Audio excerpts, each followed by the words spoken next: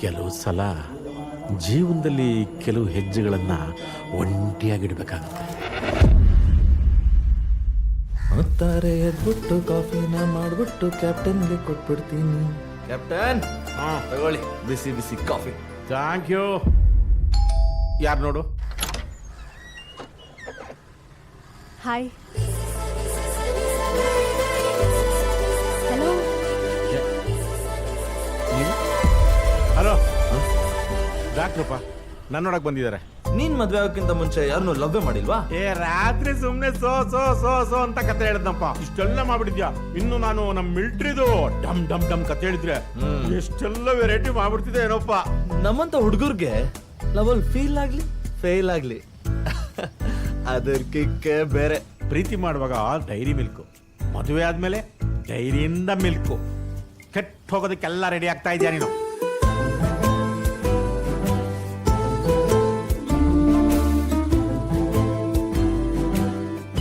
ಈ ಹುಡುಗರು ಲವಲ್ ಬಿದ್ರೆ ಸೇವ್ ಮಾಡಲ್ಲ, ಲೋವೆ ಬಿದ್ದೋದ್ರೆ ಸೇವ್ ಮಾಡಲ್ಲ. ಪ್ರೀತಿ ಮಾಡೋದು ಎದೆ ಒಳಗೆ ಪೊದೆ ಒಳಗಲ್ಲ.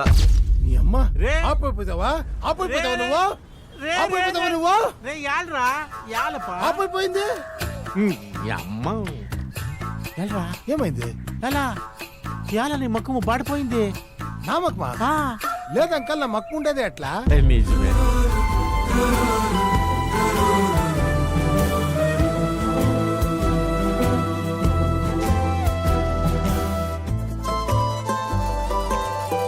ಈ ನಡುವೆ ಡಾಕ್ಟರ್ ಅಮ್ಮನ್ನ ಸ್ವಲ್ಪ ನೀನು ಅಬ್ಸರ್ವ್ ಮಾಡಿದ್ಯಾ?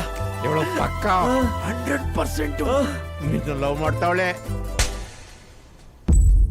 ಲವ್ ಅಲ್ಲಿ ಒಂದ್ side okay, two side okay, suicide ಇದೆಯಲ್ಲ ಡೇಂಜರ್. ಬೇಡ ನಂಗೆ. ನಿನ್ ಮನೇಲಿ ನೀನು ಕುಡ್ಕೊಂಡು ತಿನ್ಕೊಂಡು ಒಬ್ನೇ ಆರಾಮಾಗಿರು. ಇಲ್ಲಪ್ಪ.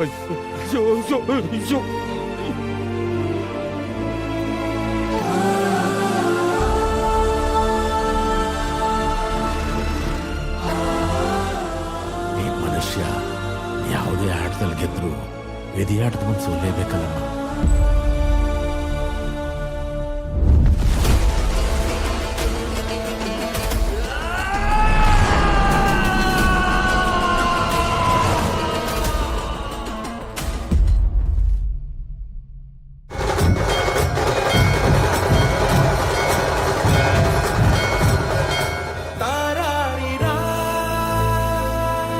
ಮಕ್ಕಳು ಕಣ್ಬಿಡ್ಬೇಕಾದ್ರೆ ಅಪ್ಪ ಅಮ್ಮ ಜೊತೆಗಿರ್ತಾರೆ.